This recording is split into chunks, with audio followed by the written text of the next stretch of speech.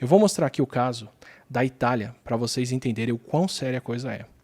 Ontem, dia 19 de março, a Itália igualou o número de mortes de italianos com o número de mortos na China. Se a gente olha para esse número de longe, se a gente olha para o número total, pode parecer que a situação é a mesma, que morreram pessoas na China. Eu vou pegar os números aqui, eu vou mostrar para vocês o que é a curva de mortes de cada país.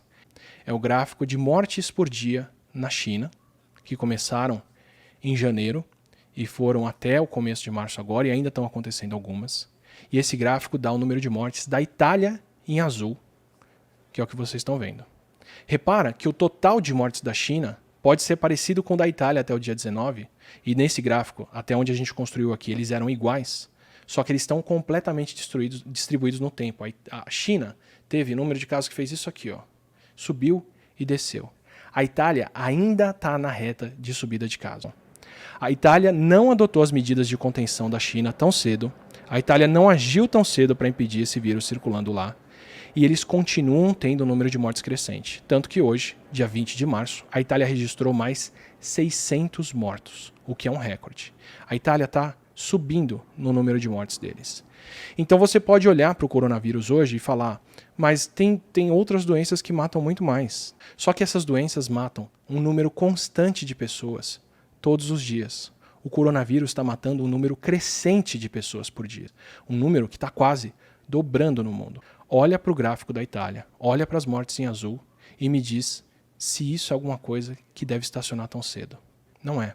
E o que está acontecendo? Só na região da Lombardia da Itália já é um número de mortos tão grande que o exército está tendo que transportar esses mortos dentro de caminhões para poder cremar eles em outra região.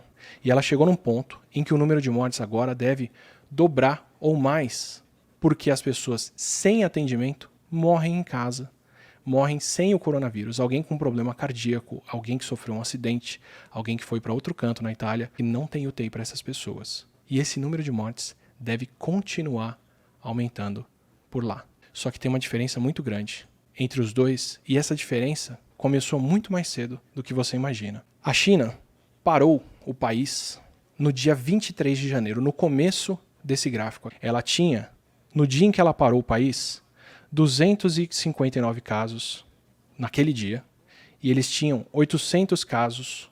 Até então, a China parou o país com 800 casos de coronavírus e teve esse gráfico de mortes aqui com 30 mil mortes. A Itália demorou um pouco mais em relação à China. A Itália parou o país quando eles chegaram em 10 mil casos acumulados. E eles já estavam com 1.000 casos novos por dia. 10 mil casos acumulados parece muito, mas é uma questão de 5 ou 6 dias depois, em relação à epidemia do que a China fez. Então a Itália parar por completo, fechar o país inteiro, trancar as pessoas em casa na região da Lombardia, fazer isso 6 dias depois, fez com que eles já tenham mais mortes do que a China e estão subindo. A gente ignora que a China parou o país, a China parou toda a região de Wuhan, e é a segunda maior potência do mundo, no começo desse surto, quando eles ainda tinham menos de 1.000 casos, e eles chegaram nesse ponto. Então, quando a gente olha para a Itália, não dá para a gente pensar no teto da China. A gente não sabe qual é o teto